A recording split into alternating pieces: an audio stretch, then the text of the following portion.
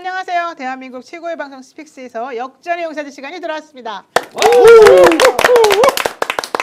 아, 진짜 다이나믹한데요. 오늘도 역시 우리 스튜디오에 좀 불쌍한 분 한 분 모셨습니다.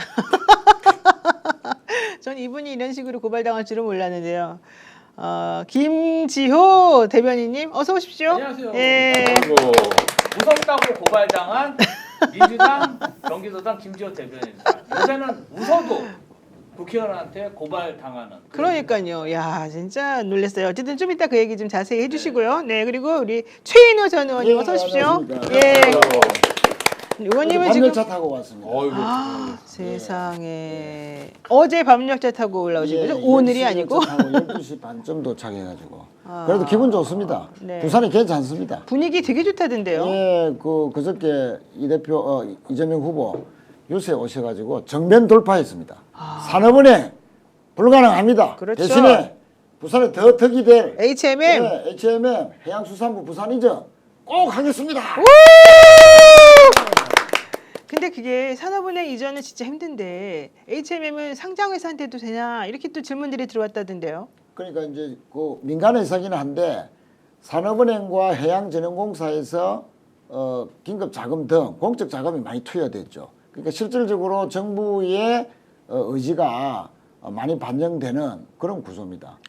예. 그렇기 때문에 왜냐하면 이제 주식 구성 비율을 따지게 되면 정부가 얼마든지 그렇습니다. 마음만 먹으면 예. 주주총회에서 의사결정을 할 수 있다. 대주주기 때문에. 대주주이기 때문에. 예. 그리고 실제 또 해수부가 부산 내려오면 해운 기업들은 해수부하고 같이 있는 게 좋거든요. 그렇죠. 시너지가 나기 때문에 그렇죠. 당연히 이제 같이 올 수밖에 없는 그런 상황으로 갈 것입니다. 그럼 일자리나 이런 게 어느 정도 도움이 됩니까? HMM이 관련 거래하는 기업이 150개 정도 되거든요. 그러니까 HMM 자체가 세계 8위의 대형 해운 회사입니다. 그럼 그 직원만 해도 한 3,000명, 4,000명 되고요. 150개 업체들이 또 직원들이 한 7,000여 명. 그러니까 만여 명이 내려오면 가족까지 하면 3만 명.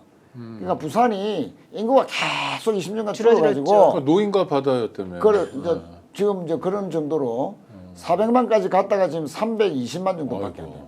그러니까 통계청 자료에 의하면 5년 후에 인구가 인천에도 추월당한다. 그러니까 제3의 도시를 이제 추락한다. 네. 이런 이제 전망이 많았는데 해수부 오고 HMM 기업 오고 회사 전문 부분이 부산에 오면 인구도 늘 뿐만 아니고 좋은 일자리잖아요. 그렇죠. 젊은이들이 서울에 안 와도 취직하고 결혼하고 자기 꿈을 부산에서 고향에서 다 실현시킬 수 있다. 그러니까 생애 완결적인 꿈을 쫓는 구조가 다 이제 부산에서 다시 부활하는 네. 행정 천재, 경제 천재의 면모를 유감없이 보여주고 계시는데요. 요 얘기도 한번 좀 자세히 듣고 싶지만 일단은 인사 먼저 하겠습니다. 네, 질문도 열심히 해주신 오창희 인권연대사 목사님 어서 오십시오. 안녕하세요. 네, 뭐 소개도 하기 전에 우리는 항상 같은 식구기 때문에 질문 먼저 하고 시작합니다. 네, 그리고 그 옆에는요, 요즘 맹활약 중입니다. 강수영 변호사님 어서 오십시오. 강 변호사님도 대구에서 올라오신 거잖아요. 네, 야, 그렇습니다. 대구에서 오시고 부산에서 오시고 참 제가 부끄럽습니다. 저는 서울에서 왔고요. 우리 김지호 대변인은 성남에서 오셨죠. 멀리서 경기도에서 오셨습니다. 경기도에서 왔어요. 네, 우리는 둘 다 서울이죠. 네. 좋으시겠습니다. 네, 아니 뭐 그렇게까지. 근데 아까 부산 얘기하셨는데 조금 제가 보기 안타까운 게 네, 사실은 요번에 뭐 이재명 대표의 선거법 항소심 관련해서 뭐 얘기도 나왔지만 성남 같은 경우가 분당이 대표적인 배드타운이라고 해서 조금 직장이 없고 아파트만 많은 도시였어요. 그런데 공공기관 이전하는 데를 아파트를 못 짓게 하고 거기에 판교 테크노밸리 같은 거 유치를 해서 지금은 배드타운이라고 안 그러거든요. 근데 부산을 제가 보니까 최근에 굵직굵직한 기업들이 나가면 거기에 새로운 기업이 들어오는 게 아니라 업무 시설이 들어오는 게 아니라 아파트를 많이 허가를 내주더라고요. 그러면 사실 젊은 인구가 다 직장 따라 움직이거든요. 그러면 사실 공동화됐을 뿐이 없는데 지자체장이 지속적으로 그런 정책을 추진하고 있는 게 아닌가 그런 생각이 좀 듭니다. 그 아주 좋은 지적이고요. 그 부산에서 오랫동안 그 철강 기업을 유지하는 한보철강이 충청도로 가버립니다. 그 자리에 아파트 짓겠다는 거거든요. 딱 정확하게 우리 김지호 대변인이 지적해 주셨는데 또 바닷가의 매립지 이게 이제 천혜의 그 자연 환경과 더불어 사는데 노무현 대통령의 유지인 북한 재개발 1단계 거기는 대통령의 그 말씀 그대로라면 슬리퍼를 신더라도 시민들이 가서 즐길 수 있도록 또는 미래의 첨단 산업을 이곳에서 먹거리를 만들어라. 이게 유지거든요. 그 귀한 땅에 아니 아파트 그 실질적인 아파트 그 생활형 숙박시설 오피스텔을 막 짓고 올라가는 겁니다. 그러니까 부산에 있는 이 토군족들이 인허가권을 가진 기관들을 어쨌든 구워 삶아가지고 제일 쉽게 돈을 벌일 수 있는 게 아파트 짓는 거지 않습니까? 그렇죠. 그 앞 바다가 보이고 야경 좋고 이런 곳에 아파트만 딱 올라가면 분양은 뭐 수십 대일 수백 대일이 되거든요. 그냥 앉아서 수천억을 버는 겁니다. 아니 바닷가 좀 그런데 다른데 아파트는 미분양도 많지 않습니까? 미분양은 부산? 많은데 그러니까 어. 이 검사라기 땅에 먹거리나 전부 시민들이 즐길 수 있는 그런 곳이 돼야 되는데 딱 분양 잘 될 곳만 아. 그래가지고 북한 1단계는 그 관계 기관에 로비하던 로비스트가 3년 6개월 지금 형을 받고 살고 있고요. 그걸 뭐 중간에 로비하는데 뭐 50억을 뭐 준다고 했다든가. 그래서 그 뭐 중간에 있는 사람은 또 극단적 선택을 하고 연루된 사람은 하여튼 그러니까 부산 같은 곳은 시간이 걸리더라도 공공부지 특히 이제 먹거리와 관련된 그런 입지들은 토건적으로부터 이제 완전히 자유로워야 됩니다. 소신 있게 그 시장이 결단을 해서 시간이 네. 걸리더라도 제대로 해야 돼요. 근데 저는 의원님한테 부산 얘기 들으니까 엄청 슬퍼지는데 대구가 대구는 참- 더 기가 막힌 게 아. 부산은 그나마 회사가 떠난 자리 아파트 짓잖아요. 예. 대구는 원래 회사가 없는데 아파트 계속 지어요. 아, 아이고. 그래서 권현진 시장 때 하도 많이 지어가지고 지금 대구가 압도적인 악성 미분양 1위입니다. 없어. 지어놔도 살 사람이 없어요. 옛날에는 지어놓으면 서울에 투자 돈 좀 남은 사람이나 돈 좀 애매하게 있는 사람들이 대구 막 투자하고 이랬는데 대구에 투자 딱 끊어지고 젊은 사람들 다 떠나고 회사가 없으니까 악성 미분양만 잔뜩 남아가지고 개판이에요. 이게 그러니까 공교로운 건데 하여튼 대구와 경남과 경북이 다 지금 경제가 이렇게 무너지고 인구가 감소하는 것에 정치와 관련이 없겠느냐 이게 저는 반드시 정치와 관련이 있다고 생각합니다. 이것만 다 공감하실 거예요. 그러니까 특정 세력이 다 독점하게 되면 그럼요. 여러 가지 불합리한 그 비리라든지 이 악순환이 계속되죠. 그래서 이번에 이재명 후보가 해수부 이전, 뭐 그다음에 H&M 이전 이게 굉장히 중요한 게 뭐냐면요. 이 여태까지는 항구도 부산항이 다 그런 인적 자원이나 네트워크를 다 독점했었는데 지금은 수도권에 있는 평택항, 그다음에 인천항 여기가 점점 커지고 있습니다. 또 중국하고 가깝다 보니까 중국하고 교역량도 늘어나고 수도권이라는 넓은 배후지가 있다 보니까 자꾸 평택항하고 인천항이 이 항만의 주도권을 가지고 오려고 하거든요. 이럴 때 사실 부산에서 몇 년만 이렇게 방치하면 그 해상 항만의 그런 교역 물동의 그 중심지가 수도권으로 옮길 수가 있다. 그런 면에서 보면은 해수부 이전 이거 굉장히 중요하다. 저는 그렇게 생각합니다. 네, 이러한 공약은요. 사실은 이재명 후보가 대선 경선 후보일 때 네. 그 4월 18일 날 그렇습니다. 발표한 공약입니다. 예. 부울경 메가시티를 대한민국 해양 수도로 만들겠다.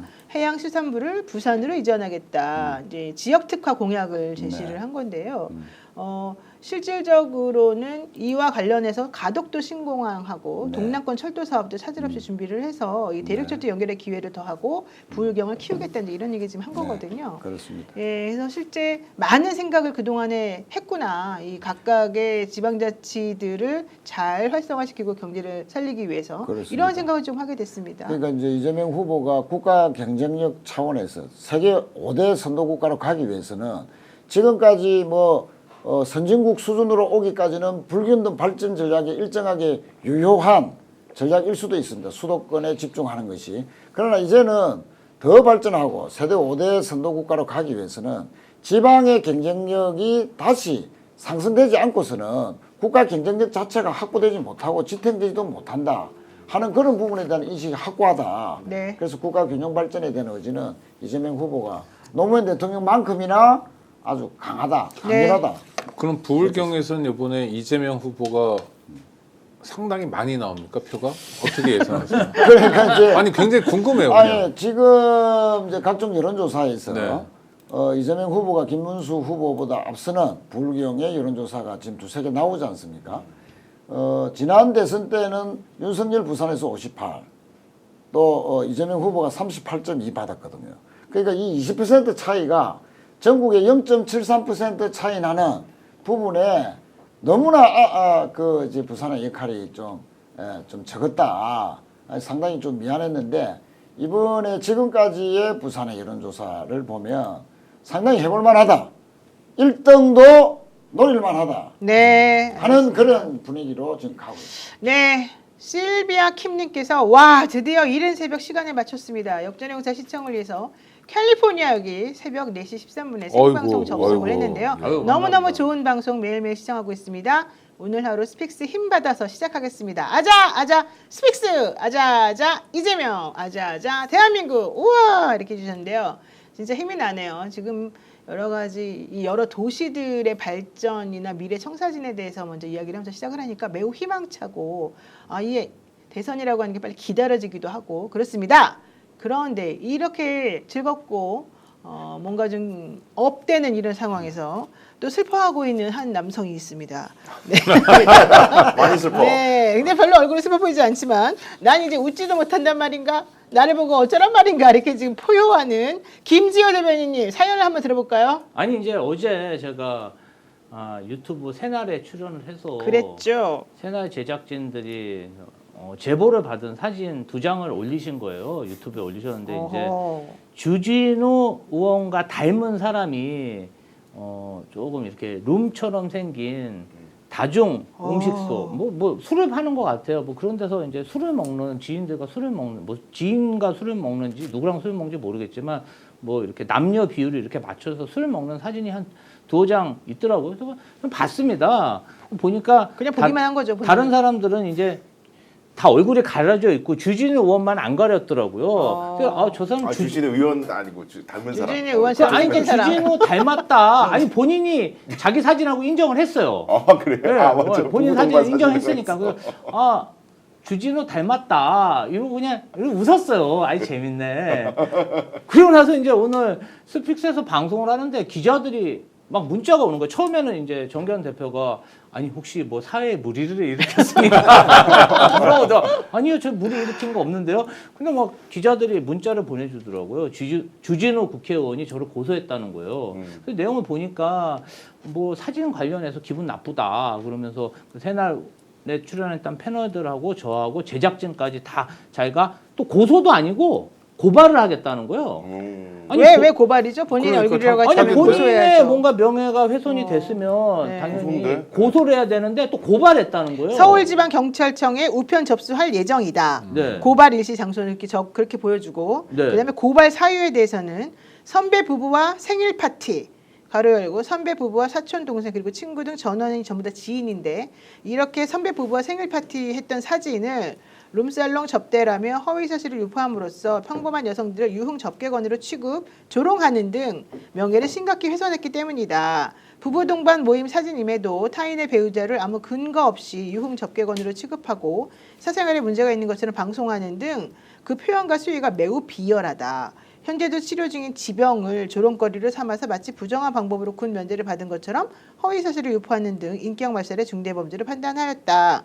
법적 조치를 예고했음에도 불구하고 이 새날이라고 하는 이 유튜브 채널에서는 수익 창출을 위해서 라이브 방송 외에 해당 부분에 삭제도 없이 새 영상까지 업로드했고 댓글 커뮤니티 SNS를 통해서 유포한 사람들에 대한 형사 조치도 불가피하게 만들었다.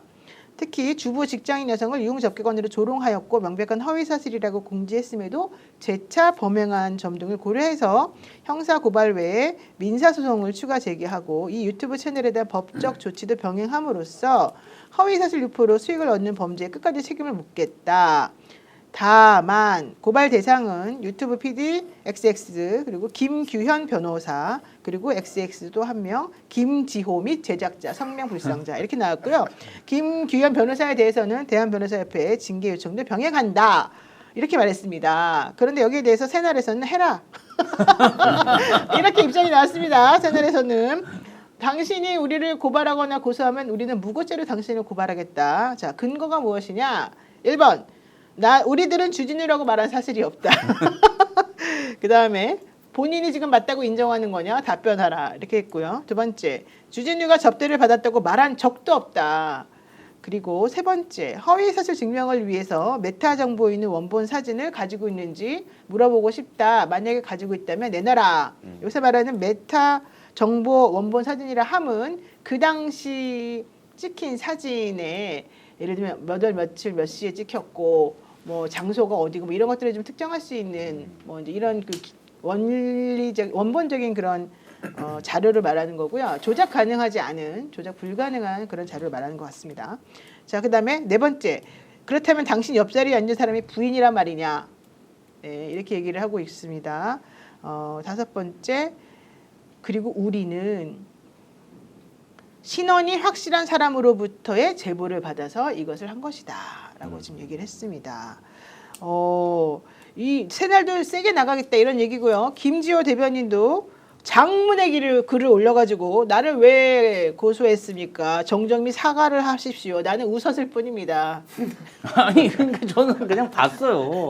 사실 보고 저런 사진이 있구나. 아무 말도 안 했어요. 저 보십시오. 그냥 좀 저런 비겁한 거 있었어요. 아닙니까? 좀 네? 비겁한 거 아닙니까? 아니 비겁한 게 아니라 이게 뭐 또 주진우 의원인지 아닐 수도 있잖아요. 보기에는 주진우 의원처럼 생겼는데 뭐 또 술을 좋아하나 보다. 그냥 아무 생각이 없었어요. 그냥 저 사진을 보고 뭐 정보가 없었으니까 말씀을 뭐 안 정보도 하셨겠죠. 없고 네. 뭐 술을 어디서 먹었는지 뭐 제가 잘 모르니까 아 지기현도 그랬다는데 저 사람도 그런 건가? 그냥 시청자 입장으로 그냥 본 거예요. 패널이니까. 그러니까 요 점에서 제가 약간 죄송한 것도 있는 게 오늘 아침에 우리 같이 생방송하면서 이게 알게 되신 거잖아요. 네. 10시 50분에. 근데 방송하는 도중에 이 얘기를 하시면서 하도 황당하니까 제가 이제 농담으로 뭐 하셨냐, 혹시 방송 때 아무 말도 안 하신 게 아니라 혹시 웃으신 거 아니냐? 그래서 미소 짓고 있었다. 그게 문제네. 그래서 고소하는데 제가 이렇게 이제 웃기려고 하는 얘기인데 이게 잘려가지고 쇼츠로 나가면서 김지호 웃어서 고소당해. 이렇게 나왔군요. 지금 잘못했네요. 잘못했네요. 둘 다 아니, 둘 다 잘못한 건 근데 맞네요. 뭐 이렇게 흥겨운 여흥의 자리니까 재밌었겠네. 이렇게 웃은 거예요, 그냥. 아무 말도 안 하고. 아니 그리고 좀 억울한 게 저분은 원래 웃상이에요. 그래 웃상해요. 지금 표정 보십시오. 되게 지금 힘들어야 되는데 웃상이고 그러니까 오해를 받는 거 아닙니까? 아니 근데 사실 좀 그런 부분이 있어요. 제 동료들이 많이 저런 고소를 당했고 저도 그 유동규 씨 있잖아요.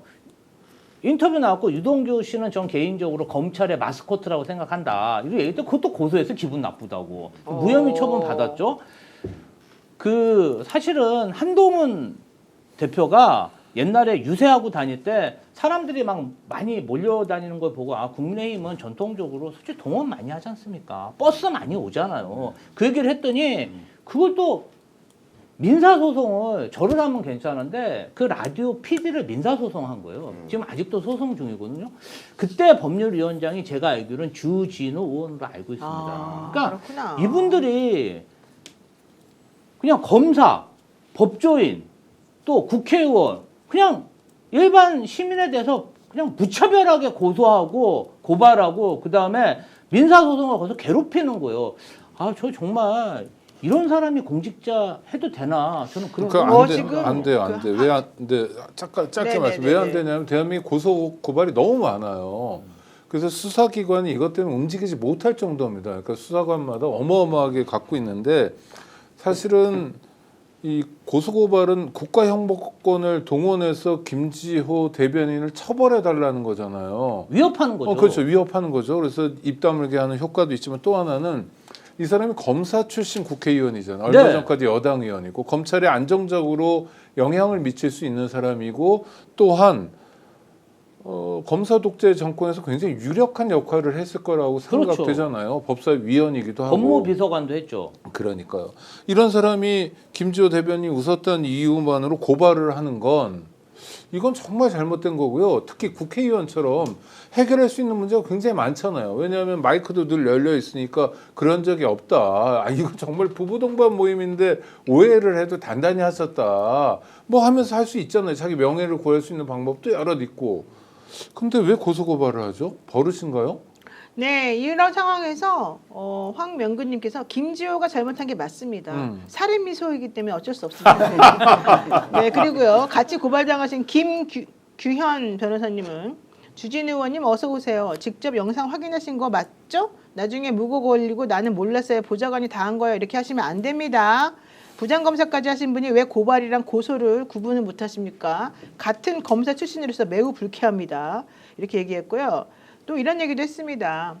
주진 의원이 이 4명 비롯해서 성명불상의 제작자 등등등등에 대해서까지 고발한 행태는 선을 한참 넘은 것입니다. 저희도 주진 의원은 물론이고 소송 담당 보좌진 전원에 대해서 무고로 대응하겠습니다. 참고로 해당 영상에서 제가 한 말을 찾아보니 딱 2마디가 있었습니다. 첫 번째, 신검 5급, 술 한 컵 마셔도 사망. 이 말을 했고 두 사진의 여성이 동일 인물인가 이렇게 얘기한 것밖에 없습니다. 이런데도 불구하고 나를 고발한다는 것은 있을 수 없는 일입니다. 이렇게 좀 분노하셨어요. 자, 누가 이길까요? 아니 뭐 누가 이기냐 지냐의 문제가 아니고요. 네. 권력을 이런 식으로 행사하는 이런 대한민국 공직자 저는 심판해야 된다고 생각하고요. 아직도 윤석열 내란 수괴가 대통령인 줄 알고 그 내란 잔당 졸개들이 지금 활개치고 있는데요. 저는 끝까지 싸울 겁니다. 네, 전직 의원으로서 최인호 의원님, 네. 주진 의원님은 의원님이시거든요. 의원님들은 조금 고소고발은 좀 자제해야 되는 거 아닙니까? 당연하죠. 그 국민의 표를 먹고 사는 공직자가 어쨌든 뭐 본인이 불쾌할 수는 있겠지만 사실 웃었다는 이유만으로 그렇게 만약에 고소까지 사실 했다면 그건 아니에요. 아닌데 예를 들면 이제 그런 거 아닙니까? 뭐 이것도 또 고소할라. 하여튼 뭐 이제 뭐 하여튼 뭐 부적절했다 본인이 부적절했다 하더라도 네. 국회의원이면은 온 국민의 대표지 않습니까? 그러면 듣기 싫던 표현을 듣더라도 아까 우리 오 국장님 말씀하셨듯이 적당하게 얼마든지 해명하고 또 할 수 있는 여러 가지 기재들이 다 있는데도 불구하고 그것을 고발을 한다. 이것은 좀 부적절해 보입니다. 네. 아주 부적절해 보입니다. 공직자는 수인 의무가 있잖아요. 좀 견뎌야 될 의무도 있거든요. 네. 이게 이 사람이 룸사랑 다니는 거 아니야라는 의혹도 자기가 국회의원 아니면 제기되지 않아요. 국회의원이고 국민의힘의 법률위원장이고 또 검사 출신이기 때문에 제기되는 거고 또 법조인 룸사롱 접대가 지금 굉장히 중요한 뉴스니까 그럼 그것에 대해서 좀 불편하더라도 설명하면 돼요. 무조건 고소고발을 앞세우는 건 정말 부적당한 일입니다. 그 일일이 뭐 고소고발하기 시작하면 제가 선거 때도 막 해야지 마타도를 많이 당했을 거 아닙니까? 네네. 선거를 6번 치렀으니까 학생운동할 때 이제 구속된 경력을 가지고 차인호는 조폭이다. 조폭 출신이다. 그렇게 이런 게 얘기해요? 동네 아주머니는 학생운동을 조직적으로 했기 때문에 조폭이에요. 그러니까 이제 그런 걸 일일이 찾아가지고 어떻게 그것도 고소고발을 합니까? 그렇죠. 예, 그럼 또 마이크 잡고 이렇게 저한테 마타도 하고 엄해하는 분들이 있는데 뭐 저는 민주화운동 출신입니다. 이렇게 해명을 하고 네. 또 이제 그 설득하고 그러면 또 신뢰가 더 쌓이거든요. 네. 뭐 그런 과정을 해야지. 참고로 여기서 말하는 주진우라는 인물은 주진우 기자는 아니라는 거 여러분 잊지 마시고요. 어느 지역구냐고 물어보시는 분인데 해운대 갑입니다. 부산 해운대 갑. 부산 해운대 갑에서 주진우 의원에 대한 평판은 어떤가? 일 잘하시나요? 글쎄요, 뭐 이제 초선이니까 조선이니까. 뭐 다음 선거 때를 봐야 안 되겠습니까? 그렇죠. 일단 한 번도 심판을 안 당했기 때문에. 네. 아 진짜 역시 의원은 의원입니다. 이런 식으로 빠져나가시는군요. 부산 시민들은 고소 안 하셨으면 좋겠어요. 네, 알겠습니다. 자, 오늘도 중요한 주제로 들어가겠습니다. 저희 PD가요, 우리 앞방송에서 비속어를 사용한 것 때문에 컴플레인이 들어왔다. 니네들은 좀 조심해라. 이렇게 저희한테 우리 중에 조심할 사람 누가 있나요? 공지를 네. 했는데요. 무슨 종류의 비속어를 앞방송에서 했길래 우리가 조심해야 되는지 이거 좀 억울하다 이런 생각이 좀 드네요. 이 방송에서 욕하는 사람 저밖에 없는데. 그럼 조심하세요. 네, 조심하십시오. 그래도 죄송합니다. 네, 일단 우리는 욕은 잘 안 합니다. 네, 그렇지만 혹시 모르게 튀어나올 수도 있으니까 좀 조심하도록 하고요. 여러분들께서 혹시 우리가 실수하더라도 넓게 아량을 베풀어 주시기를 바라겠습니다. 오늘 주제 지기현 판사에 대한 이 룸살롱 접대 의혹이 이제는 법원에서 실질적으로 윤리감사 착수하는 형국으로 들어갔습니다. 이건 아마도 민주당에서 자료를 제출을 했기 때문에 그 자료를 보고서 확인을 해보겠다 이런 뜻으로 지금 보이거든요. 하지만 의혹만으로는 직무배제가 어렵다. 그러나 조사를 해보고 감사를 해보고 만약에 문제가 있다고 판단되면 적절한 조치를 취하겠다 이렇게 좀 얘기를 했습니다. 이런 상황에서 박선원 의원이 오늘 중요한 발언을 했습니다. 한번 들어보겠습니다. 어제 저도 이제 한두 군데 알아봤습니다. 네. 알아보니까 이제 최소한 지금 확보된 것만 해도 정말로 최고급 룸살롱 한 군데, 그다음에 조금 오픈된 공간에서 단란주점 형태의 네. 두 군데는 확실하게 장소가 특정이 특정이 되고, 됐어요. 그다음에 사진도 여러 장 찍혔다고 해요. 그래서 아니 왜 사진을 찍냐 그런 데서 두 가지랍니다. 하나는 돈을 잘 안 내면 외상, 자주 가면 외상하는 경우가 있대요. 그 외상을 하는데 돈을 안 받으면 내가 손해잖아요. 그 사진 찍는 경우가 있대요. 고객 관리도 해야 되고 뭐 이렇게 매출 관리도 해야 되잖아요. 그래서 찍는다는 거예요. 그다음에 법원에서 직접 차를 보내서 간다. 저녁을 그 자리에서 드시고 저녁도 드시고 초저녁부터 술 잡수시고 예, 노래 영을 부르고. 즐긴 다음에 10시쯤 퇴청하시는 거죠. 법원에도 차도 보내는 이유가 뭐냐면은 네. 빨리 와서 빨리 드시고 빨리 즐겨 빨리 퇴청하면은 집에 안 걸리잖아요. 대체로 그렇게 관리를 한다는 거예요. 그건 이제 대체로 관리하고 업소에서. 예. 와, 그러니까 업소에서 이 높으신 분들을 관리하는 방법이 있군요. 구체적으로 무슨 방법을 말한 거죠, 박선원 의원이? 이게 좀 저도 처음 보는데 충격적인데, 그러니까 보통 공직자가 6시에 퇴근하잖아요. 그럼 6시에 퇴근해서 나오면 룸사롱으로 직행하는 자가용이 있다는 거 아니겠습니까? 그럼 그 차를 타고 룸사롱을 간 다음에 룸사롱에서 저녁을 먹은 다음에 뭐 술이나 여행을 즐기고 6시부터 10시 한 4시간 후에 파에서 집까지 모셔다 준다. 그리고 이런 것들이 아주 빈번하게 이루어지다 보니까 돈을 그때그때 내는 게 아니라 외상도 있고, 그래서 이 외상 때문에 업소 관계자가 사진을 증거로? 보험용으로 사진을 찍어 놓는다. 당신이 언제 와서 어떻게 먹었다 이걸 그리고- 확인하기 위해서. 그리고 박선원 의원이 이 인터뷰 좀 긴 내용 중에서는 이 사건의 제보자가 그 향응을 제공한 그런 변호사라고. 변호사가 아니고 음. 그 업소 관계자다. 그걸 좀 특징해 주셨어요. 사실 변호사라는 말을 듣고 우리가 그럴 리가 없다. 변호사들은 접대를 해도 절대 사진 찍지 않는다. 이 말을 사실은 꼭 해드리고 싶었는데 잘 짚어주셨군요.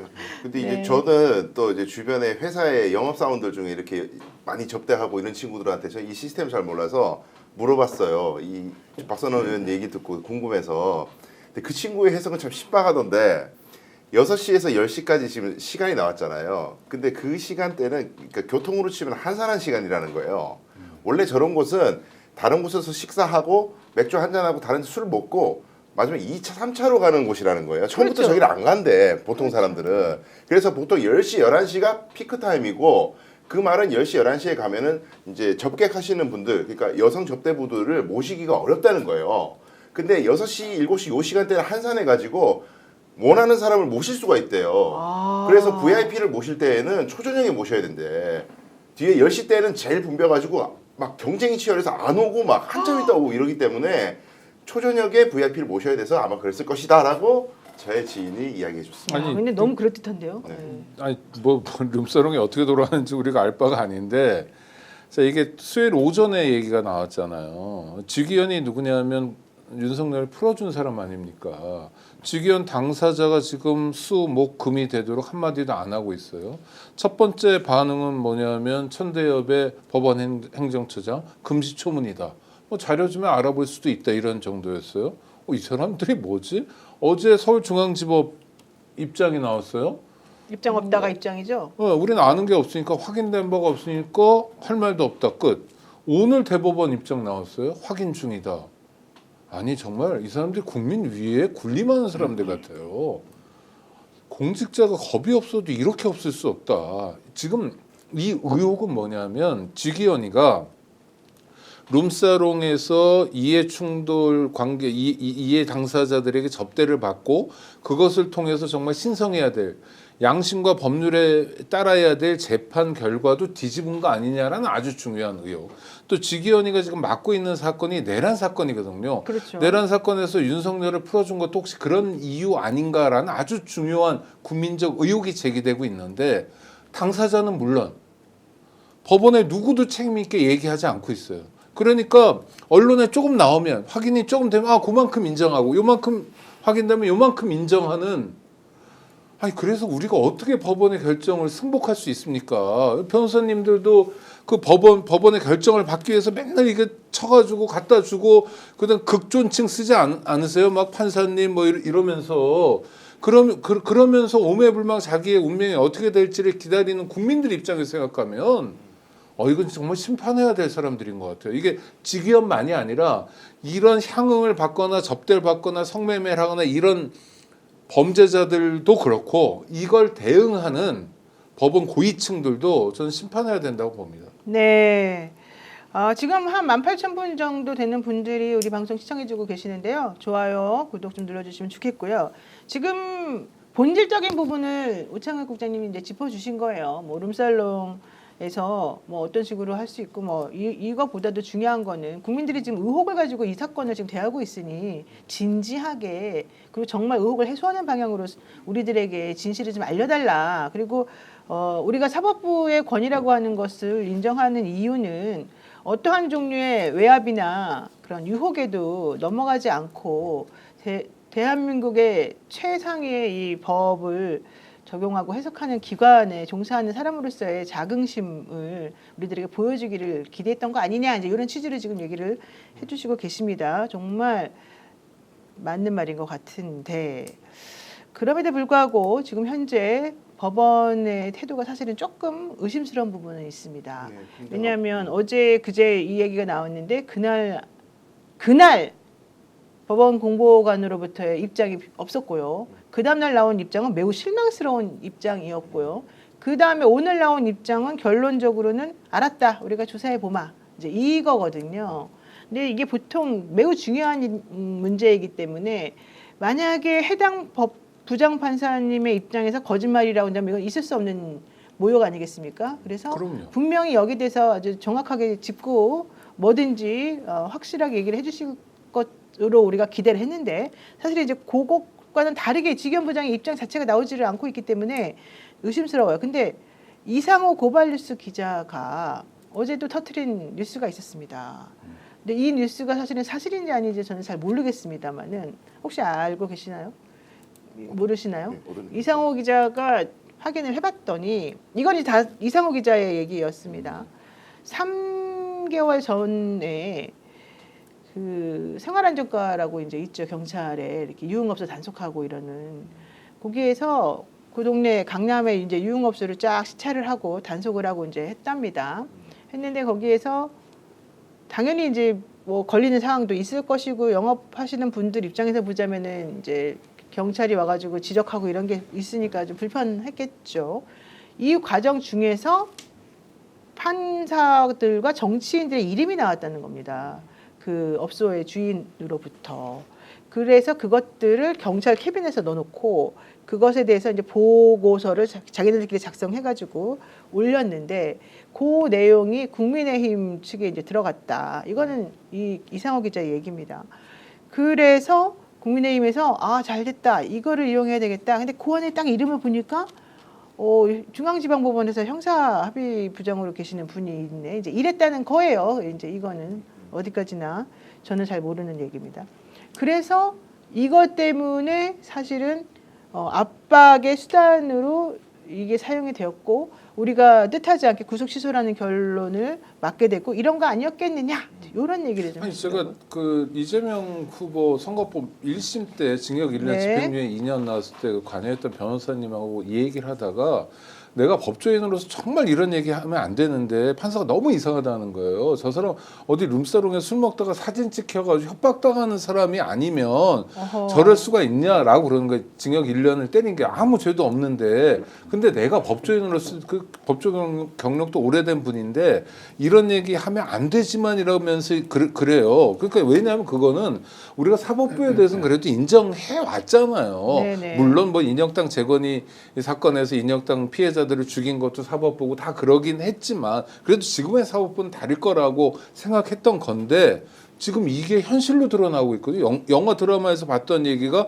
현실로 드러나고 있으면 전 이상호 기자의 얘기가 얼마나 신뢰할 만한 얘기인지 지금부터 본격적으로 수사하자는 거예요.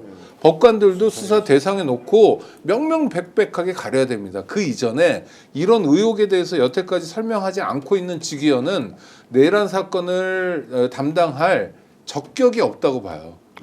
일단 그 직무에서는 배제해야 되고 네. 그리고 뭐 확인 작업을 하든 수사 대상이 되든 해야 된다고 봅니다. 지금 흐름을 조금 짚어야 될 필요가 있는 것은 일단 민주당에서 이 얼굴 사진을 공개를 안 했잖아요. 근데 이 얼굴 사진을 공개를 하지 않은 채로 법원 행정처에 넘긴다고 오늘 보도가 나왔잖아요.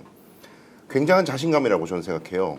그러니까 이걸 여론전한 생각이었으면 여론 막 부추겨가지고 법원 나쁜 놈 만들어서 뭔가 정치적인 이득을 얻을 의사였으면 공개해서 완전히 인격 말살했겠죠. 근데 그렇게 하지 않고 법원에 제공하면서 너희들의 자정작용을 한번 기대해 볼게. 니들이 조사해서 알아서 처리해. 우리 법원 그래도 마지막 명예는 지켜줄게라고 배려하는 모습을 보이고 있잖아요. 근데 여기서 법원이 만약에 그걸 받고도 윤리감사실에서 하루 이틀 사흘 조사를 해가지고 납득할 수 없는 만약에 입장을 내는 순간 김지호 대변인이 오늘 오전에 지적해 줬다시피 법원은 완전 공중분해 수순으로 가는 거예요. 완전 법원 행정처는 작살나는 거죠. 그러니까 이 민주당이 묘수를 던졌다고 표현하셨잖아요. 오늘 오전에. 그래서 제가 보기에는 이 흐름 속에서는 민주당이 자신감을 보이고 있고 법원에 알아서 판단해라 한 거 보면 상당한 신빙성이 있다는 걸 엿보일 수가 있는 거고, 그다음에 지기현 부장판사가 입장을 못 내는 것은 제가 이건 제 추측인데 이게 여러 번 있었기 때문에 어느 날에 누구와인지 특정을 못 하고 있는 것 같아요. 네, 다 그렇게 얘기를 하죠. 네, 그러니까 자기 입장에서는 지금 함부로 입을 잘못댔다가는 고구마 주기처럼 다른 것도 나올 수가 있기 때문에 일단 관망. 도대체 뭔데?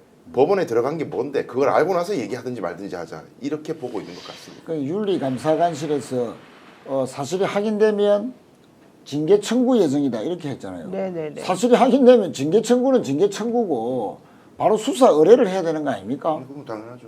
뭐 판사라고 뭐 제가 있는데 이거는 예를 들어서 향응을 룸사롱에서 제공받았다 이해관계자로부터, 그거는 이제 청탁금지법에도 위배되지만 그 뇌물 아닙니까? 뇌물. 직무 관련성이 있으면 뇌물이 되는 뇌물이죠. 거고. 예. 직무 관련성이 있으면 뇌물 아닙니까? 그런 거 이제 없고 그냥 향응을 제공받은 거라면 청탁금지법 위반이 되고요. 100만 원 이상이니까. 예.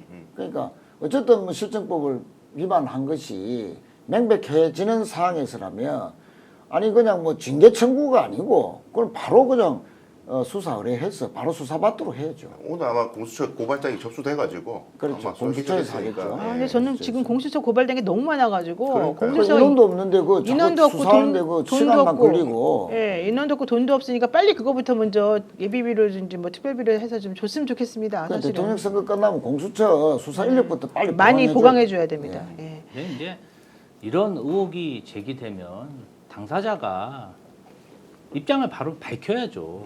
본인뿐 아니라 가족의 명예도 있는 거 아니겠습니까? 그리고 대다수의 법관들은 정말 청렴하게 그렇게 지내고 있는데 본인 때문에 오해를 받을 수 있는 거잖아요. 그러면 기다 아니다 입장을 밝혀야 되는데 아무런 입장을 안 내고 있어요. 전 그게 더 이상해요.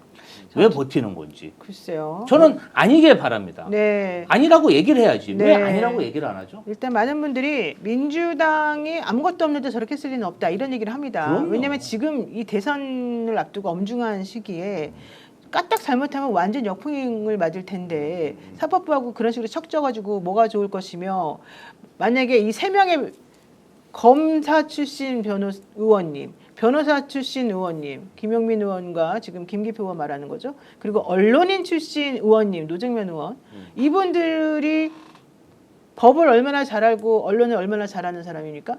이 사람들이 아무 생각 없이 증거도 제대로 확실하지 않은데 함부로 이런 걸 했다? 그랬을 리는 없다는 게 이제 일반적인 사람들의 생각이기 때문에 확실히 이제 뭔가 있는 거는 같다. 근데 그거를 공개한다는 것은 사실은 조금 위험할 수 있으니 좀 조심스럽게 신중하게 가자, 이제 이런 시작인 것 같아요. 그러니까 우리가 판사들을 그동안 얼마나 대접해 줬냐면 저 이상한 가운 입혀주고 법대 위에 앉혀준 것만이 아니라 이 사람들은 시작부터가 3급이었잖아요. 그러니까 부의사관이에요. 그러니까 뭐 행정고시 합격해도 5급인데 이 사람들만은 3급부터 시작해 준 겁니다. 그리고 독립성을 침해하지 않기 위해서, 아니 최 의원님도 그렇고 주변에서 보면 정말 마음에 안 드는 판결 있잖아요. 정말 저거 판사가 저거 맞아 법조인이 이런 것도요 다 수긍해 줬어요. 왜냐하면 지금 이거 하나하나에 일비하지 말자. 그리고 우리 공동체가 다른 건 몰라도 사법부는 좀 지켜줘야 된다라는 거예요. 근데 조의대부터 해가지고 지금 뭐 지법이 됐든 뭐 고법이 됐든 또 저기 어디에 대법원이 됐든 지금 마구잡이로 흔들고 있잖아요. 정말 국민 위에 군림하면서 우리를 누가 건드려? 라고 하고 있어요. 그래서 제가 묻고 싶은 건 아니 룸사롱에서 접대받은 건 주기현밖에 없어요? 정말 주기현뿐이에요? 다른 사람들은 없어요? 내가 들은 것도 너무 많은데요? 명명백백하게 밝혀야 됩니다. 이번 텀에. 안 그러면요. 사법부의 판결이 무의미해지는 그래서 정말 법의 지배가 실현되지 않는 이상한 야만 국가가 될 수 있어요. 법조인들 때문에. 이 상황에서 오늘 또 서영교 의원이 중요한 녹취를 공개했습니다. 오늘 한 건 이제 14일 법사위에서 공개한 건데요. 4인의 점심 회동과 관련된 녹취거든요. 요거 한번 들어보겠습니다. 윤석열 탄핵 이후 정상명, 한덕수, 김충식, 조희대가 4인이 회동했답니다. 들어보세요. 4월 4일 날 윤석열 탄핵 소고 끝나고 4월 7일인가 4월 10일인가 15일인가 그 발음이 정확하지 않았어요. 그때 조희대 대법원장하고 좌우장위원장하고 그다음에 김충식이하고 한덕수하고 목적 예민이만 하고 정식을 먹었다 이러지. 그 자리에서 조희대로 깜 말을 했다는 거야. 이재명이 사건 대법원에 우려위한 대법원에서 처리해서 알아서 처리한다. 그런 얘기 들었어요. 그리고 그때 그 내면상이랑 다음 대통령은 내각제를 했으면서 한번 본다. 이렇게. 야, 와. 와 이건 정말 어마어마한 얘긴데요. 김충식이 누굽니까? 지금 그 윤석열 씨의 장모와 매우 친하다는 그분 말하는 건가요? 그런 것 같은데 지금 그 사람이 얘기하는 여기에 김충식은? 껴서 지금 얘기할 수 있는 상황이라면 결국 윤석열 씨 대리인으로 나왔다는 거 윤석열 아닙니까? 김건희의 대리인이죠. 그렇죠. 정상명은 게다가 검찰의 정상명은 대부. 네, 검찰총장. 윤석열 씨의 주례를 섰던 사람이고요. 그렇죠. 지난번에 강남에서 있었던 그 비밀 선거 캠프를 무상으로 제공해줬던 분의 아버지로 알려져 있지 않습니까? 그런데 사실은 이분이 그 구속 취소와 관련해서 어떤 무슨 수석님과 함께 큰 그림을 그렸다라고 하는 의심이 사실 저번에부터 계속 나오던 상황이었단 말이죠. 그런데 여기에 조희대, 한덕수, 정상명, 김종식이 모여서 윤석열 헌재 선고 직후 밥을 먹으면서 회동을 했다. 와, 이거는 진짜 충격인데요. 있을 수 있는 아니, 일일까요? 다 있어도 돼요. 무슨 말일까요? 저는 아니 있어도 돼요? 일단 아니 무슨 일 정상명하고 김충식 있어도 돼요. 이거 충격인데 있어도 된다는 말이에요? 왜냐면 공직자가 아니니까. 근데 한덕수는 있으면 안 되는 거죠. 와. 그런데 특히 있으면 안 되는 사람 조희대죠. 그러니까 어떤 설명을 하더라도 그 넷이 있는 자리에 조희대는 갈 수 없는 거예요. 대법원장이니까. 네. 와 저것도 역시 수사 대상이네요. 저거 조희대 한덕수 씨는 여기 들어간 거 정말 이상하죠. 그러니까 이거 그러니까 공직자들은 가면 네, 안 말이 되는 안 되는 자리죠. 거죠. 그러니까 이해관계이 됩니다. 네. 대법원에서 네. 여러 가지 재판을 하고 있는 가운데에 자 그러면 이재명 후보는 잠재적으로 한덕수와 그렇죠. 대권 경쟁 관계에 있는 사람의 이해관계가 있을 수 있고요. 안 그렇습니까? 만약에 한덕수가 이제 당시에 대권을 나오겠다고 결심한 상태에서라면 잠재적인 이제 이해관계가 성립되는 것이고 거기서 대법원 이재명 후보의 판결을 맡고 있는 대법원장이 어떤 그런 말을 주고받았다. 서영교 의원의 그 녹취대로 하면 알아서 뭐 처리할게.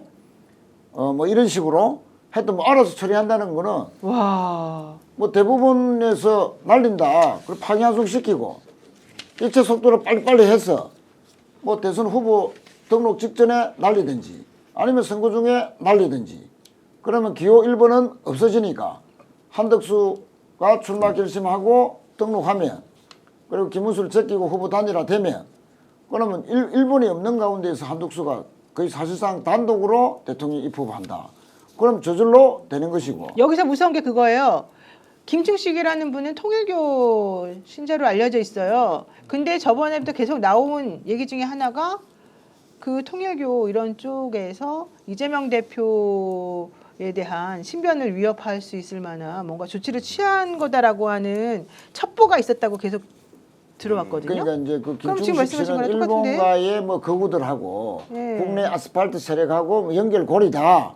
뭐 자금이 그쪽을 통해서 왔다 이런 이제 의혹도 사실 좀 제기됐는데 어쨌든 이 4인방 모임이라는 것은 대통령과도 윤석열과도 특수한 관계에 있는 사람들, 주례를 쓰는 사람, 또 사실상의 장인이라고 또 할 수 있는 그 패밀리잖아, 사람. 패밀리. 예, 그 다음에 재판을 잠재적 경쟁자, 윤석열이 제거하려 했던 이재명 후보, 또 한덕수와 잠재적 대권 경쟁 관계에 있었던 이해관계인, 이 사람들이 모여서 아까 말씀드린 그런 시나리오를 짜서 실행하려고 했다면 이거는 어마어마한 이거는 소설로서도 쓸 수 없는 지금까지 어떠한 영화에서나 또 볼 수 없는 와. 우리가 설마 했던 것이 바로 이런 자리에서 업무가 꾸며졌다라고 만약에 쿠데타죠, 더 있게, 쿠데타. 그러니까 더 있게 봐야 돼. 이거는 이거는 지금 너무 놀라운데요? 모여있는 사람으로 추론할 수 있는 정보는 더 나올 것 같습니다.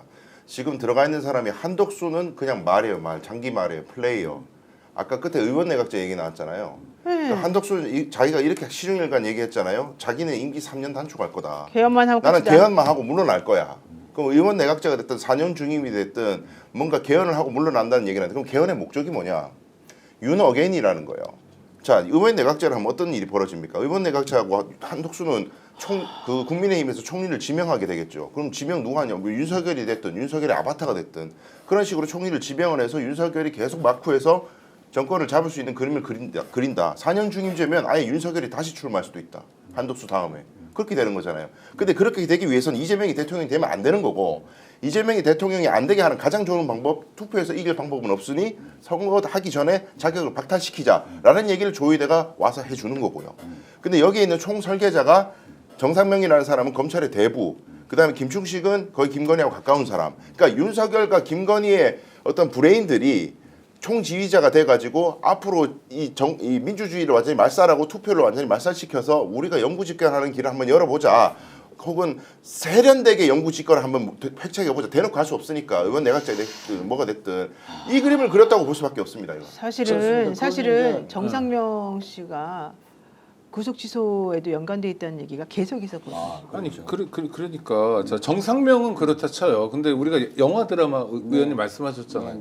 소설 속에 이런 협작질에 그러니까 구테타적 협작질에 대법원장이 등장한 적은 없었어요. 그렇죠. 그 일개 판사, 뭐 지방법원 부장까지는 좋은데 대법관도 없고 대법원장은 없었어요. 검찰은 뭐 검사장, 뭐 검찰총장 많이 나왔지만, 그러니까 영화적 상상력이 굉장히 뛰어난 대한민국의 작가들도 거긴 냅둔 거예요.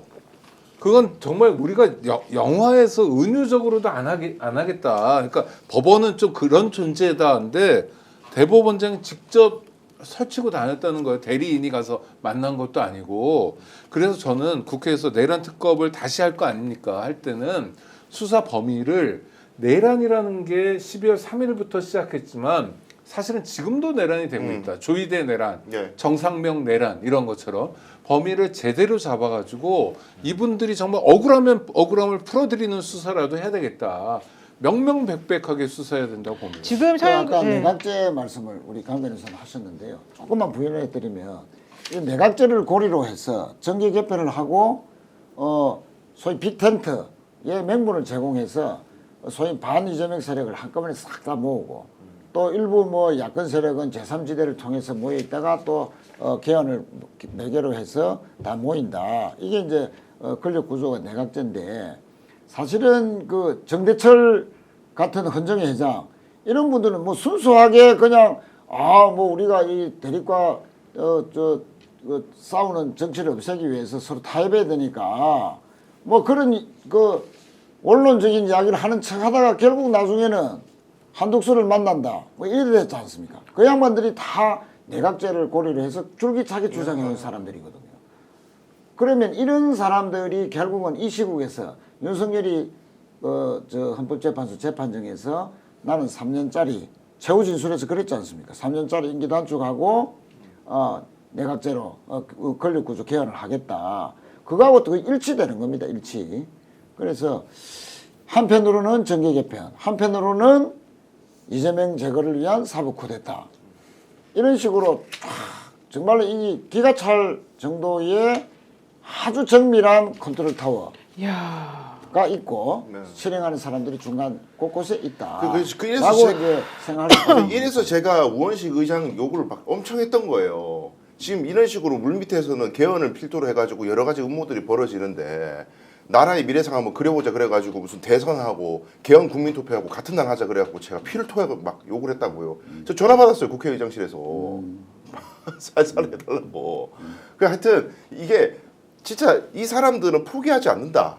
그래서 항상 뒤에 뭔가 음모를 꾸미고 있다는 걸 전제로 해서 이 사람들하고 뭐 어떤 파트너십을 맺어가지고 정치적인 어떤 대한민국의 미래를 그리고 협의하고 협치하고 이거는 안 되고 이 세력들이 이번 선거를 기점으로 해서 완전히 없어진 다음에 새 판을 짜야 된다. 이 말씀 다시 한번 제가 드립니다. 지금 저 서영교 의원이 튼 저 제보자의 녹취는 사실은 이제 다른 방송에서 이미 언급이 되고 방송이 됐던 내용이거든요. 근데 저 방송을 서영교 의원이 국회에서 틀었단 말이죠.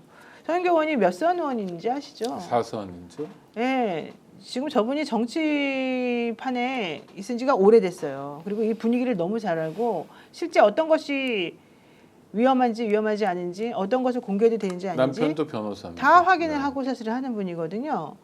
이번에 명태균 게이트 진상조사단 단장 맡으면서 또 일을 확실히 하고 있는데 그분이 저 녹취를 국회에서 틀었다는 거예요. 그거는 본인들이 팩트 체크를 정확히 하고 틀었다라고 저는 믿어요.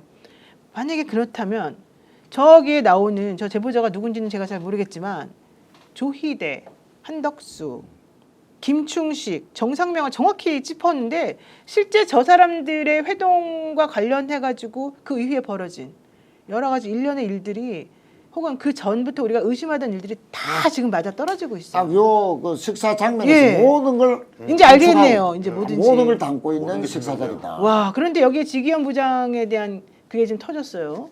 그리고 지기현 부장이 왜 그랬을까 우리가 계속 궁금해하고 있었었는데 알고 봤더니 정상명이라는 사람이 여기 딱 들어가 있고 김충식이라는 사람이 딱 들어가 있고 어떻게 이재명 후보에 대한 재판을 그런 식으로 엉터리로 했을까? 아무리 생각해도 이해가 안 간다라고 했는데 여기에 조희대라는 이름이 나온단 말이죠. 이거는 정말 있을 수가 없는 일인데 너무 끔찍한데요. 조희대가 입장을 밝혀야죠. 나는 절대 그런 적이 없고 이런 식으로 나를 모욕하지 마라. 에? 내가 무슨 뭐 김충식 같은 사람 밥 먹을 일이 없다.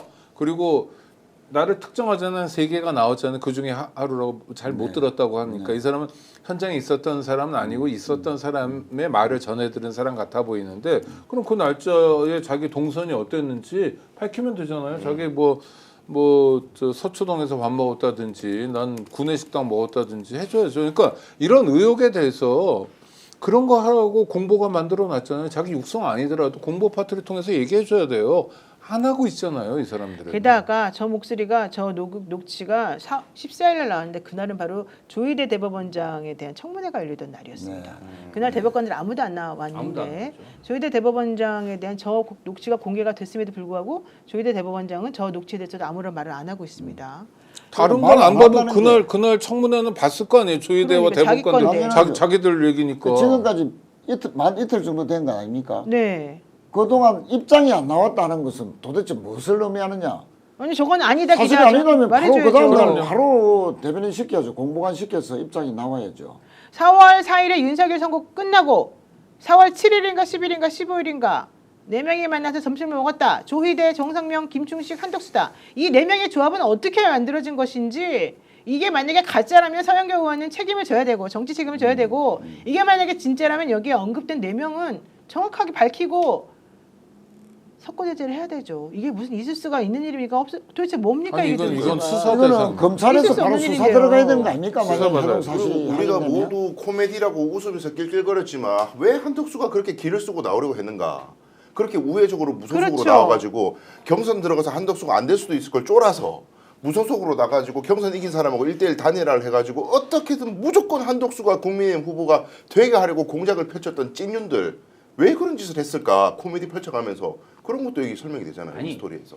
정확히 오후 3시에 이재명 후보에 대한 유죄 판결 내리고 4시에 4시에 한덕수 권한대행이 사퇴 기자회견을 하면서 나 대통령 출마하겠다. 같은 날이었잖아요. 게다가 아니 그 같은 날이 중요한 게 아니에요. 그 전날 대법원 판결 선고 나기 전날 한덕수 측에서 엠바고를 걸어가지고 그러면- 나 내일 4시에 네, 기자회견 네. 하는데 니네 한마디라도 먼저 말하면 니네 전부 다 걸어버리겠어. 그렇지, 그렇지. 그 얘기예요. 그 얘기는 자기가 미리. 미리 대법원의 선고가 무엇으로 알고. 날지를 알고 있었다는 얘기잖아요. 그러니까 이게 한덕수가 대통령 출마 결심을 하게 된 결정적인 배경은 저거네 4월 예. 7일인가 10일인가 저 이 모임에서 이야기했던 것이 그대로 실행되고 있다.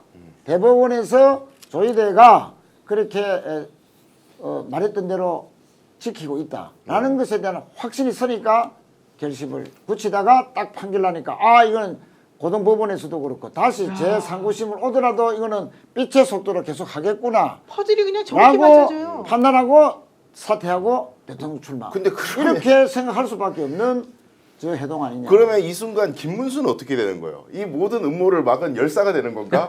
어떻게 되는 거야? 지금 한덕수를 필두로 해서 플레이어로 세워가지고 큰 그림 그리고 있는데 갑자기 김문수가 들어넣어가지고 내가 대선 나갈 거야.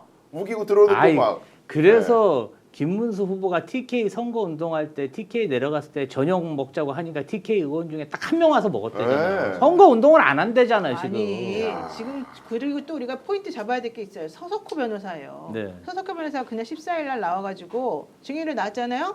나 윤석열 파면된 이후에 관저에서 만났어. 얘기했죠. 이거 너무 황당하지 않습니까? 근데 나 조희대는 몰라. 어떻게 조희대를 모를 수가 있어요. 대법원장까지 된 법조인데 변호사들 입장에서 그게 가능한 얘기예요. 자기랑 고등학교 선배라면서. 그러니까 자기 학교에서 경북고등학교 그것도 선배라면서. 나이 차이도 얼마 안 나요. 3년인가밖에 안 단기 나는데 기억 상실증에 걸린 거. 말이 자기는 되나요? 뺑뺑이 세대고 조희대 대법원장은 공부를 잘해서 이제 뭐 시험 쳐서 어쩌고 들어간 세대. 그런데 동문회 하면 다 같이 하잖아요. 그럼요. 그것도 뭐 옛날에는 내다섯- 나눠서 했어요. 옛날에는 나눠서 했대요. 옛날은 내려서 하더라도 지금은 그래 할 건데 그리고 몰랐다는 것 자체가 대학도 그 같은 학과잖아요. 고등학교도 그런데 그거를 몰랐다. 말이 안 뭐 돼. 몰랐다가 이거 친분이 없다 그랬죠? 아니 게다가 친분이 없다. 이분들은요 사법고 씨도 아주 옛날에 되신 분들이에요. 그때 얼마나 끈끈했는데요. 이게 말이 그럼요. 되나요? 고등학교 동창, 고등학교 후배인데 아유, 동문 모임부터 해가지고 친분이 없다라고 경북고등학교 친분이 동문 없다. 모임 요란하게 했어요. 친분 아니 많죠. 대한민국에 요즘은 외고 서울대 이 라인이 법조에게 쫙 깔렸지만 그 전에 경북고 서울대예요. 그렇죠. 경북고 아니면 경기고지. 경기고 무슨 말도 안 되는 변명들을 하고 있어. 아유, 참.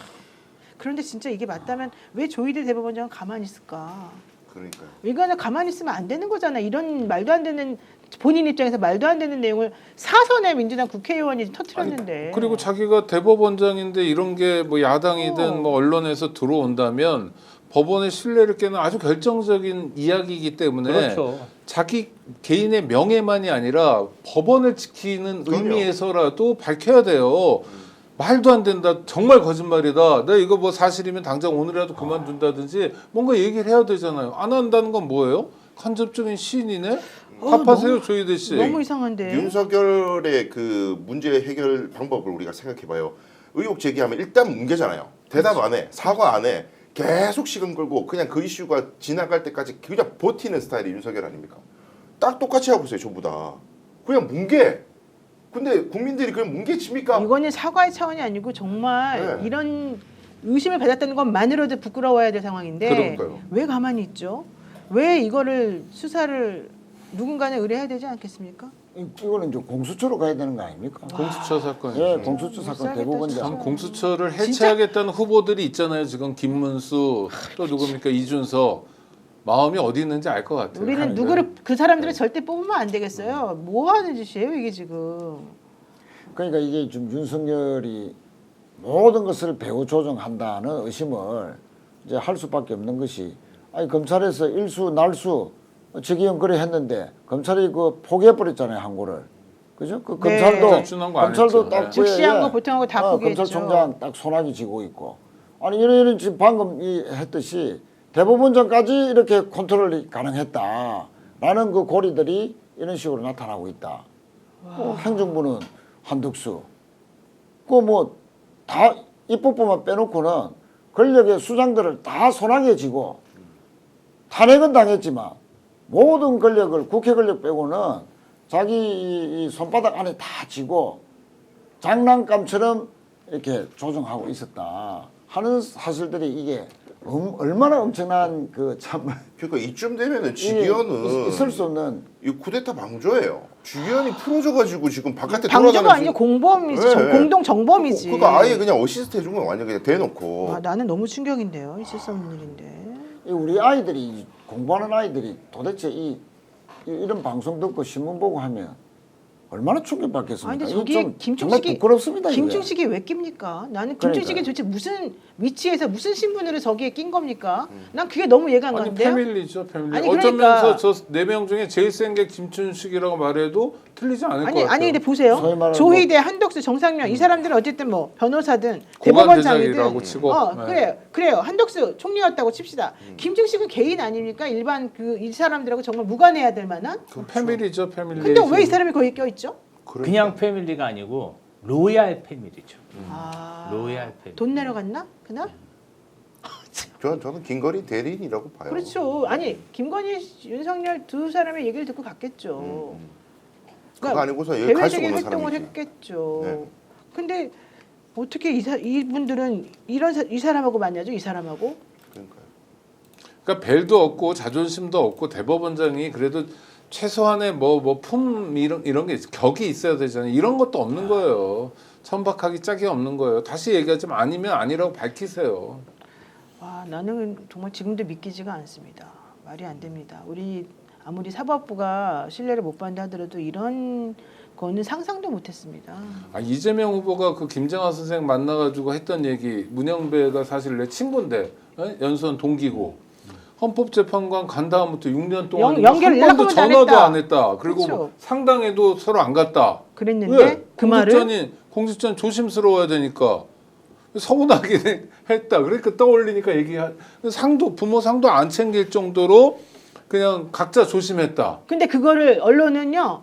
내 동기인데 문영배가 내 친구인데 요것만 딱 따가지고 헤드라인을 그렇게 잡았어요. 사람들이 이제 내용 안 읽고 딱 겉에만 읽으면 그렇지. 그래서 그 사람이 그래? 헌재에서 그렇게 해줬지. 몰랐어요. 그렇게 해놨어요. 그걸 제목을- 그렇게 쓰는 걸 언론이라고 말하기가 좀 어렵지 않나 싶어요. 그러긴 하네.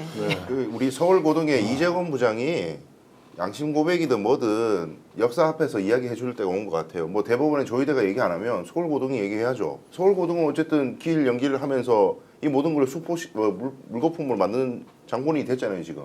그럼 근데 그 전에 그렇게 이례적으로 기일 잡고 뭐 그 특별 송도하고 이런 과정에 대법원 조희대의 어떤 의사 연락이나 지시나 간섭이 있었다 그러면 그리고 이재건 부장은 대법관의 꿈이 있는 사람이에요. 후보에 올라갔던 사람이고 지금 국민들의 눈이 여기 다 가 있는데 양심 선언하고 법원의 자정작용에 선봉장이 되면 대법관 왜 못 됩니까? 저는 그래서 양심 선언하시라고 그렇죠. 그리고 말씀드립니다. 자기가 썼잖아요. 법원 내 외부의 간섭 영향으로부터 그러니까요. 자유롭겠다고 썼으니까 내부의 간섭이 있었다는 걸 얘기하는 거고 저는 법관 대표자 회의가 곧 열리잖아요. 아주 멀찍이 잡아놨지만 그래서 정말 지금 이 순간에 뭐 어떤 법관이든 좋아요. 이걸 사법부의 독립을 침해하는 거라고 보는 순간 자기들은 괴물이 돼버리는 거예요.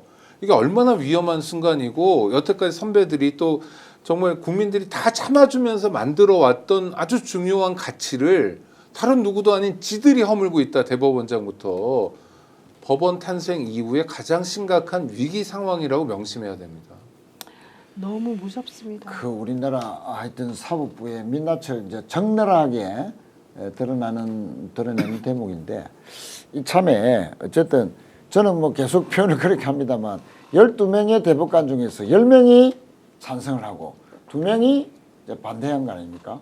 인용에 한 거 아닙니까? 그 6분의 1이다. 6분의 1. 정말로 현 주소가 그러니까 우리나라 법관들, 법조 엘리트들, 사법 엘리트들의 수준이라는 것이 대법관도 국민들의 민주적인 의식이나 이 시기에 정치재판, 대선에 개입하는 재판, 억지로 야당 후보를, 유력한 후보를 끌어내리려 하는 그 업무에 동조할 수밖에 없는 조희대 대법관이 끌고 가는 대로 끌려갈 수밖에 없는 이 대법관들의 이 수준 낮은 천박함 이것이 대한민국 사법 엘리트들의 현 주소라고 생각하고 앞으로 사법개혁을 전면에 세워서 국민들과 함께 이뤄내야 된다 이렇게 생각합니다.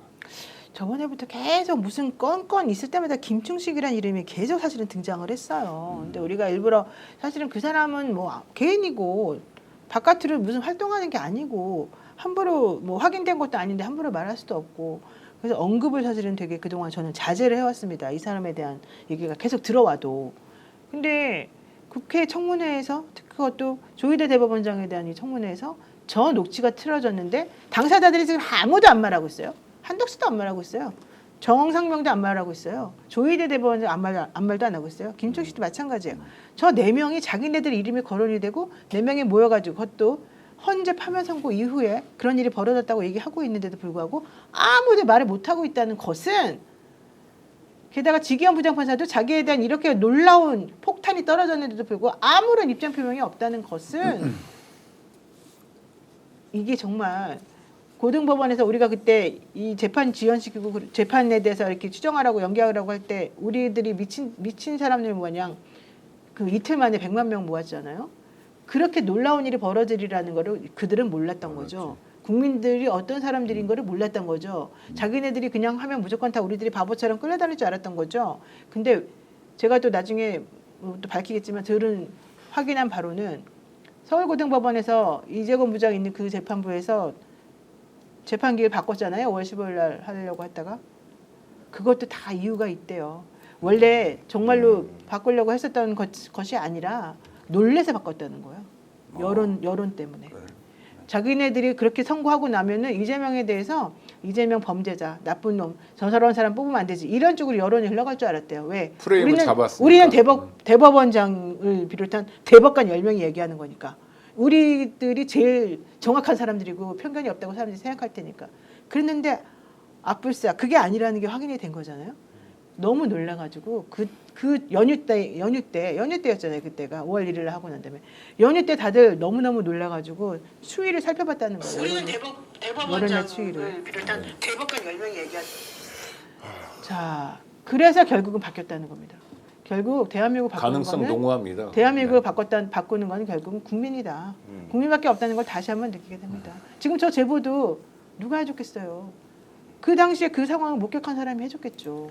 아니 그 기득권의 전략은 완벽했고 완벽하게 국민들 뒤통수를 쳤죠. 아니 3시에 유죄 판결 내리고 4시에 권한대행 사퇴하고 그리고 대통령 한다 그러고 자 금요일 날 그랬어요. 토요일 날 일요일 날 진짜 민주당에서 후보 교체 여론이 일어날 줄 알았겠죠. 그래서 그렇죠. 민주당이 정말 아수라장이 되면 한덕수가 혜성같이 나타나가지고 그렇죠. 야, 이 도탄에 빠진 정치권을 다 내가 섭렵하겠다. 그런데 민주당 단일 대우 유지하지 않았습니까? 후보한테 힘을 실어주지 않았습니까? 그 기세가 그냥 5월까지 계속 오면서 50% 가까운 또 TK, PK 가서도 굉장히 높은 지지율을 기록하고 아니 있지 않나요? 놀라운 거 유죄 취지로 파기환송을 하고 대법원에서 낙인을 확 찍어버렸는데 그렇죠. 낙인이죠. 찍었잖아요. 그리고 대놓고 이렇게 선거판에 며칠 안 남겨놓고 찍은 적이 없는데 국민들은 야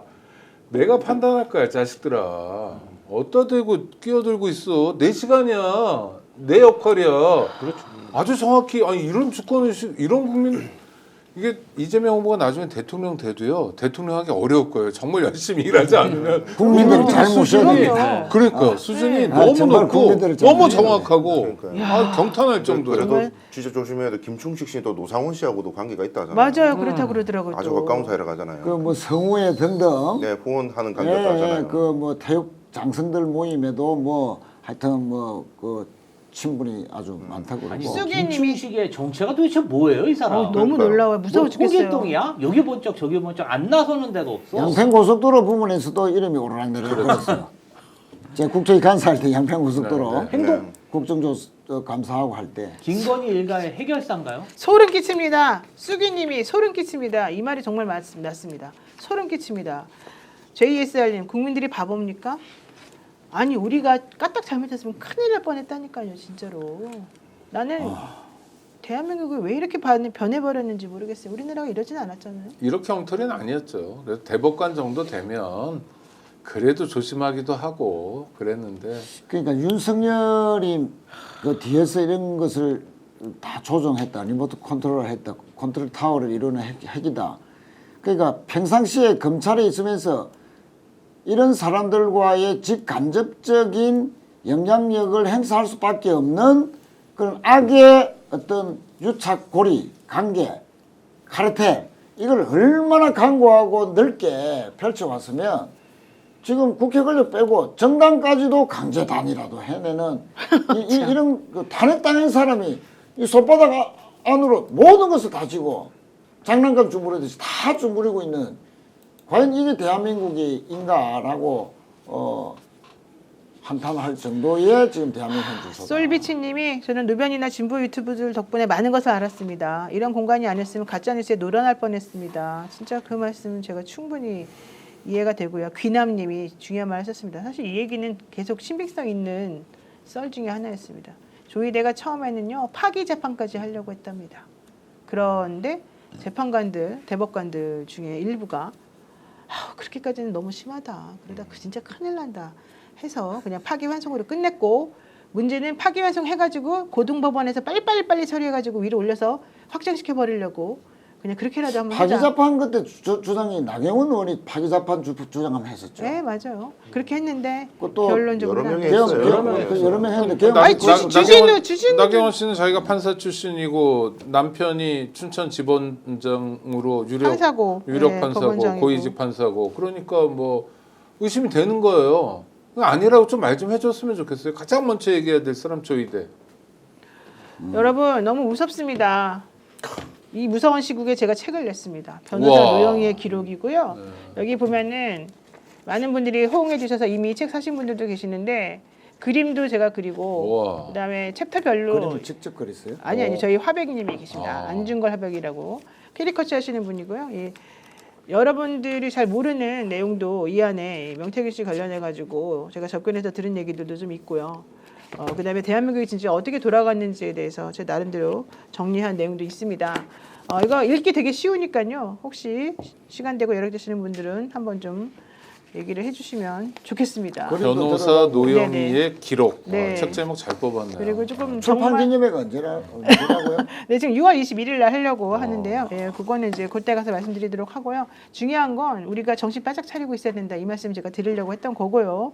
많은 분들께서 지금 다들 분노의 댓글들을 올려주고 계셨는데, 저도 이제 힘들다고 좀 놓으려고 그랬는데 안 되겠어요. 너무 힘들어서 정말 쉬고 싶었는데 대선 끝날 때까지 절대 쉬면 안 되겠다. 이 생각을 개인적으로 하고요. 많은 분들 좀 우리 다 같이 한번 대한민국을 제대로 다시 정상으로 되돌리기 위해서 조금만 힘을 냅시다. 대선이 18일 남았습니다. 이번에는요 절대 어떠한 수작도 부리지 못하도록 압도적인 승리를 해야 됩니다. 그래서 압도적으로 이기고 압도적으로 국민들의 마음이 무엇인지 정확히 보여줘서 더 이상 그들이 개수작을 하지 못하도록 해야 됩니다. 정말 부탁드리겠습니다. 네, 인터넷 비교원 광고도 합니다. 최대 128만 원의 혜택이 있습니다. 인터넷 TV 신규 가입 시 48만 원, 휴대폰 구입 시 최대 50만 원, 정수기 렌탈 시 최대 30만 원이고요. 인터넷 가입과 동시에 알뜰폰 또는 휴대폰 새로 장만하지 않고 현재 쓰고 있는 통신사만 바꿔도 최대 30만 원의 혜택을 드립니다. 인터넷 성능은 다 비슷비슷하지만 중요한 건 혜택을 어떻게 잘해주냐 이거였죠. 비교원은 23년 동안 60만 명의 누적 가입자, 983억 원의 누적 현금 사은품 지급하는 업체로서 개인정보 보안도 철저해서 한 건의 보안 사고도 없었습니다. 8억 원 이상의 보증보험을 가입했고요. 한 번도 억울한 일이 없도록 준비된 회사입니다. 인터넷, 휴대폰 정수기 비교는 비교원에서 해주십시오. 자세한 내용은 1670-2571을 통해서 상담받으시거나 네이버에 인터넷 비교원을 검색하시고 상담 신청하시기 바랍니다. 그리고요. 제철 맞은 활갑 오징어회 300g 25,000원에 드리겠습니다. 당일 발이 활갑 오징어만 사용해서 경매 즉시 손질을 합니다. 바로 드실 수 있게 슬라이스 손질까지 다 해드립니다.